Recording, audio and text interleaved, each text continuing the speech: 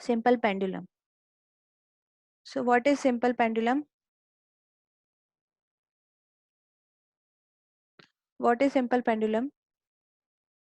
A simple pendulum has a bob made up of metal ball attached to the thread that is supported rigidly at one end.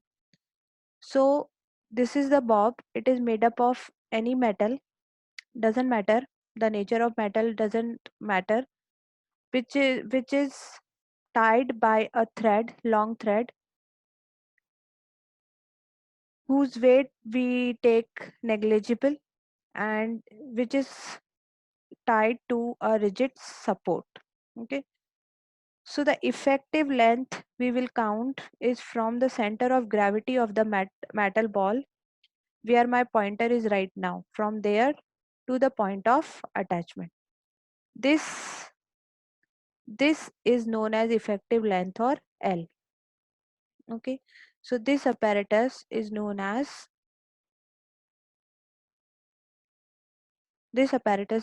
simple pendulum. Why do we use simple pendulum?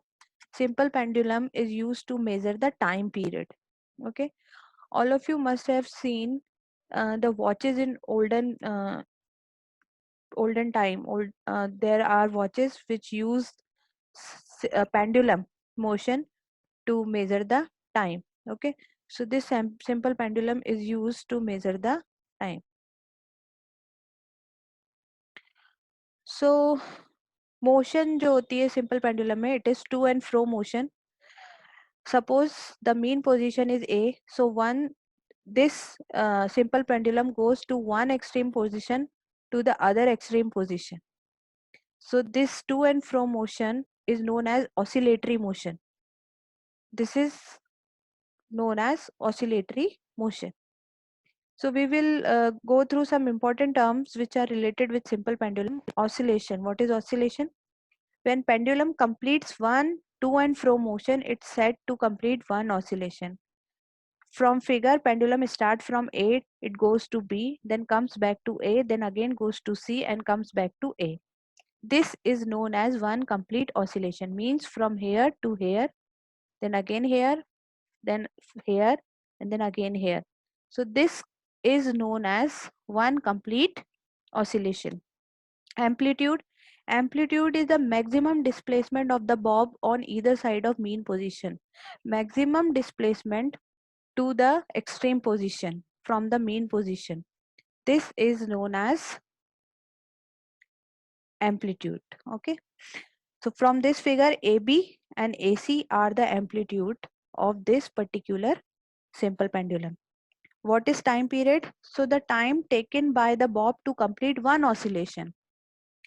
So in whatever time it takes to complete one oscillation is known as the time period, and it is denoted by T and measured in second. Obviously time period is measured in seconds. Frequency. Frequency is the number of oscillation complete by bob in 1 second. 1 second में जितने oscillation ये complete करता है, or we can say 1 by T. 1 by time period is also equals to frequency. It is denoted by N or F. It is measured in hertz. Okay. So these are few terms which are very important and related with simple pendulum. So to measure the time period of a simple pendulum, a simple experiment has been performed. This experiment is given in your book. So we will take different effective length of simple pendulum, and then we will measure the time for 20 oscillation. We will take a stopwatch in our hand and then count the oscillations, and we will note whatever time it is taking in 20 oscillations. Okay. So first we perform the experiment by taking 25 centimeter effective length, then 36 centimeter, then 49 centimeter, then 64, then 81, and then 100. So accordingly the time period is changing. The time period is changing along with the change in length. When the effective length was 25, the time period for 20 oscillation, not time period, time that is taken for 20 oscillation was 20 seconds. Then for 36 it is 24. Then for 49 centimeter it is 28 seconds. Then for 64 centimeter it is 32 seconds. 81 centimeter it is 36 seconds, and 100 meter it is 100 centimeter it is 40 seconds. So how could we calculate the time period? As we know, time period is the time taken for one oscillation. We have noted the time taken for 20 oscillation. By using simple monetary method, we can calculate the time period for one oscillation. So time period for, if the time for 20 oscillation is 20 second, then the time for one oscillation will be 1 second, and likewise we calculate all other time periods in second. Then we take a value 1 by L by T square. L by T square. So L is the length divided by time period, uh, square of time period. So we will see that this is a constant. L by T square is constant for all the effective length. It comes 25, 25, 25, 25, 25. Okay. So if we plot a graph, so we will see if we plot a graph in time and length. So we will get a graph like this. Since the graph for t against L is not a straight line, so a graph will be plotted for the time period taken on y-axis against the square root of length. Then because this is not a straight line, so now we will take the square root of length. Either we can take the square root of length or we can take the square of time. Okay, both are the same thing. Then when we plot this graph, we will get this. As I told you, either we can take the square root of length or we can take the square of time. Okay, in both the cases we will obtain the same graph. Okay, so this graph, when we calculate the slope, all of you, do you know how to calculate the slope of a graph? Do you know what is the slope of a graph?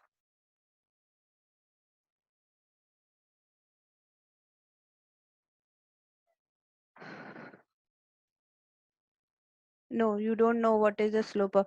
I guess you have already read the chapter 2. Yes, you have read the chapter 2. Then there you must read about the slope of graph, didn't you? No problem, I tell you what is the slope of graph.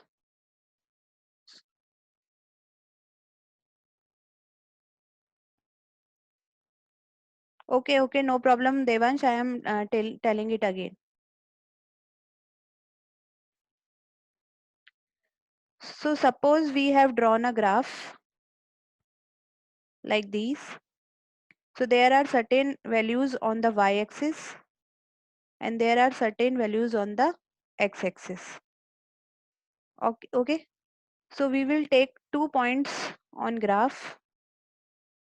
We will mark 2 points on the graph. We will note the value of y1 and its corresponding x1 value, and then other y2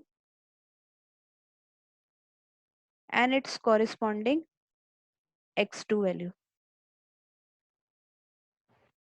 Okay, then what will be the slope? Slope will be y2 minus y1 divided by x2 minus x1.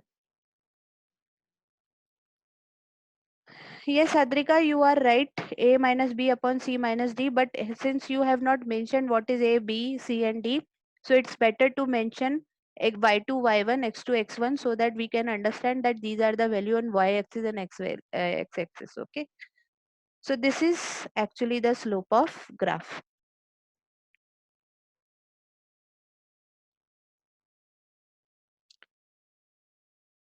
So when we calculate this, the slope of graph of this straight line,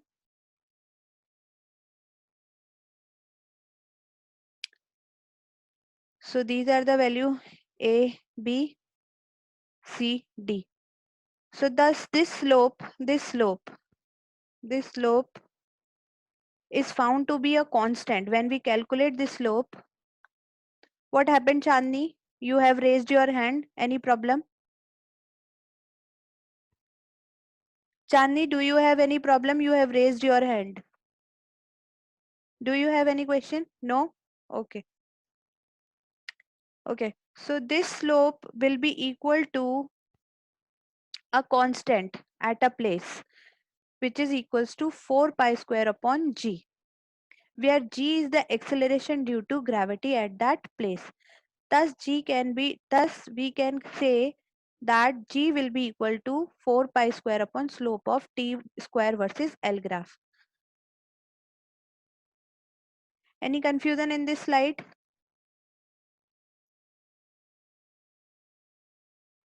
Any confusion in this slide?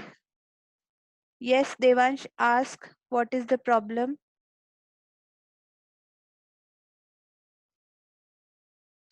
Ask your question, Dhruv, Devansh. Formula, this formula you didn't get. Okay, I make you understand.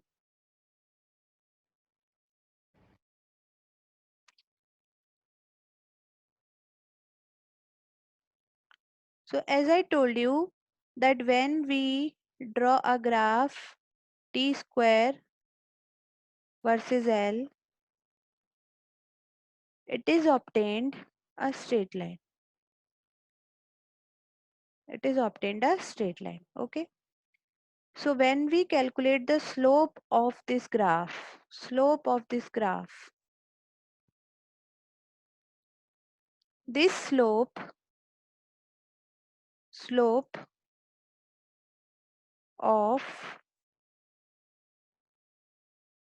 t square versus L is equals to 4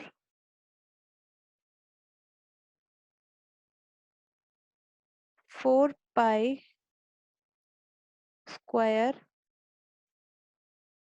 upon g. Correct? Is it correct?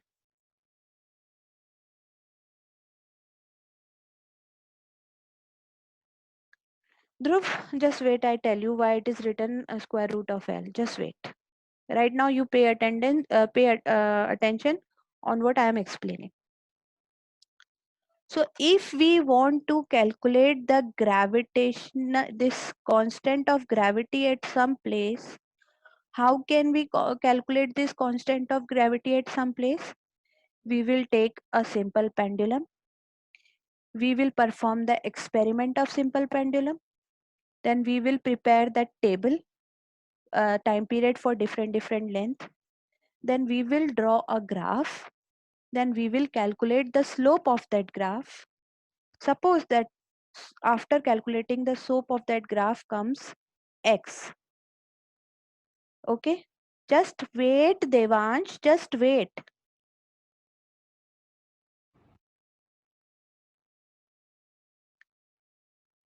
Okay, so slope of that graph will come x. So the value of x we know is equals to 4 pi square upon g.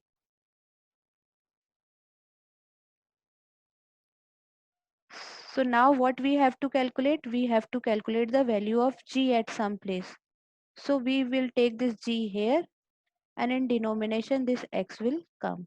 That is slope of t versus L graph. This is what that formulas say.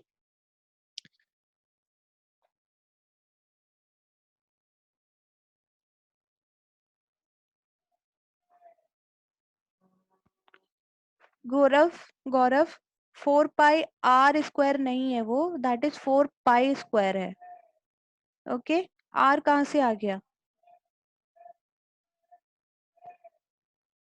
ठीक है, हाँ, समझ में आया? All of you understand this formula? So when you have to calculate the constant of gravity at some place, then you will take a simple pendulum. You will perform the experiment for different effective length. Then you will calculate the value of time period. That is the time Yes, Sanskar, I am explaining the same thing again. Just listen to me. So this formula is actually used to calculate the value of gravitational constant at some place. So if you want to calculate the gravitational constant at some place, you will take a simple pendulum. Then you will perform this experiment. Okay, you will calculate different uh, you will calculate the time period for different effective length. Whatever value of time period will come, you will write here. Then you will plot a graph. You will plot a graph. This graph, t square versus L graph. Okay. After plotting that graph, you will calculate this slope. This slope. I told you how to calculate the slope. Y2 minus y1 upon x2 minus x1. So this value you will calculate. Once the value will obtained, you will put the value slope, you will put the value in this formula. How this formula comes? Because we know slope is equals to 4 pi square upon g, which has been proved by the experiment. This already has been proved by the experiment. Okay. Now this g we want to calculate, slope we already calculate. So this slope value we will put here in this formula, and that's how we can find out the value of gravitational constant at a particular place, since it is not equals to all the place on earth. Okay, it is variable depending upon the height of sea level. Okay, understood everyone?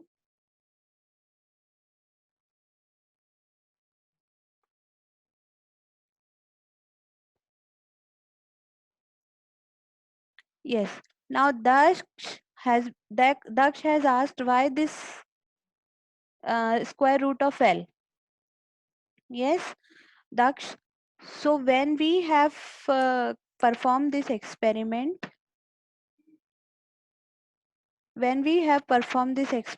we find that L by T square is a constant.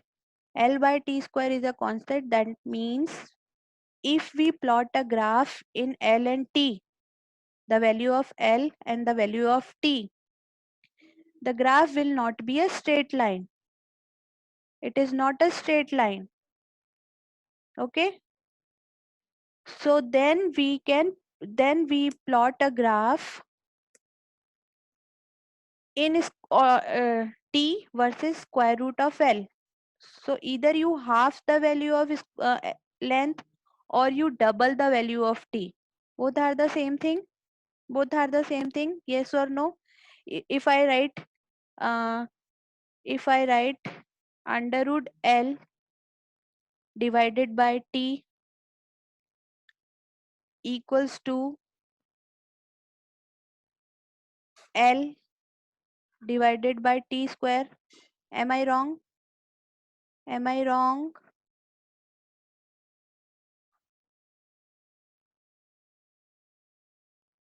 Can I write this thing? Yes, I can write this thing.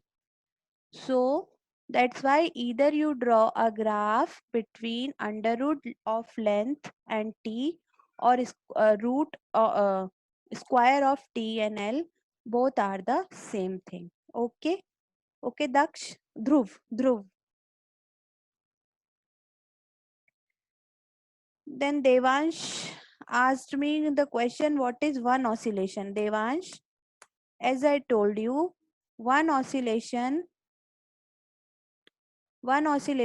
is the complete to and fro motion of the bob from here to here, then here to here again, from A to B, then B to A, then from A to C, then C to A. This complete rotation is one oscillation. Okay, Devansh? And the time which is taken in this complete oscillation is known as time period. Okay, Devansh?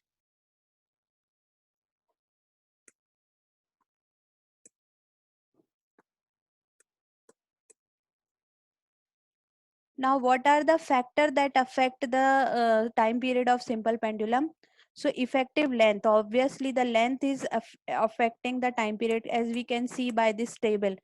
As we are changing the length, the time period is also changing. So obviously, no, Devansh, no, one oscillation is not 1 minute. One oscillation could be any time depending upon the length, effective length of simple oscillation. As I right now I am telling you, if the effective length is 25, here in this experiment the time period is 1 second. When the effective length is 36, the time period is 1.2 seconds. So the time period is changing. Oscillation, that one oscillation time period is changing along with the change in length. Okay. So on which this time period is depending? This time period is depending on effective length and gravity. According to the gravity, it's change. What it does not depend? Mass or material of the bob. Bob किसी भी material का बनाओ, किसी भी metal का बनाओ, iron का, brass का, किसी भी मेटल का बनाओ, उसका कितना भी मास होगा, it does not affect the time period. Time period is only affected by the effective length and amplitude. Amplitude also does not affect the time period of the simple pendulum. Okay, so the time period of simple pendulum can be calculated by this formula. The derivation is not in your syllabus. You just have to learn t square equals to 4 pi square L upon G.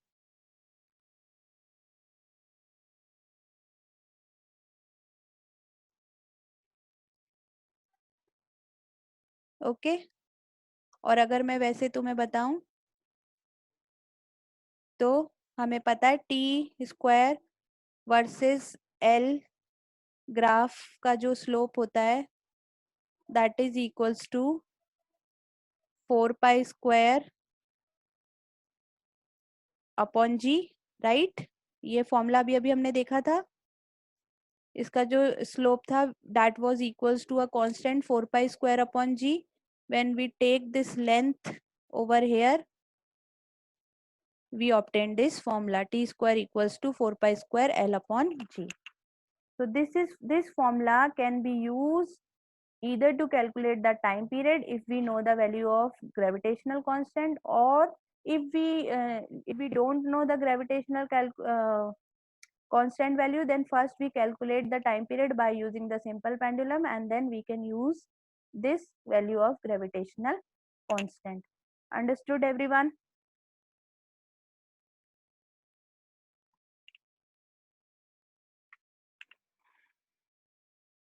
Now second pendulum is a pendulum whose time period is precisely 2 seconds. So it takes 2 seconds in one complete oscillation. So that is known as seconds pendulum.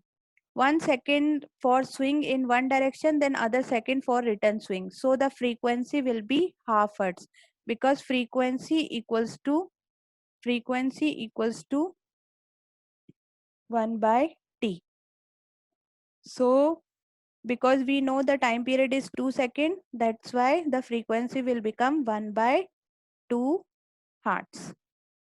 Okay, understood?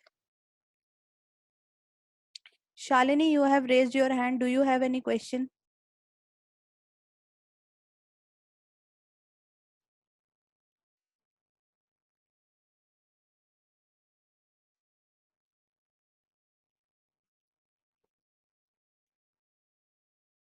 Understood everybody?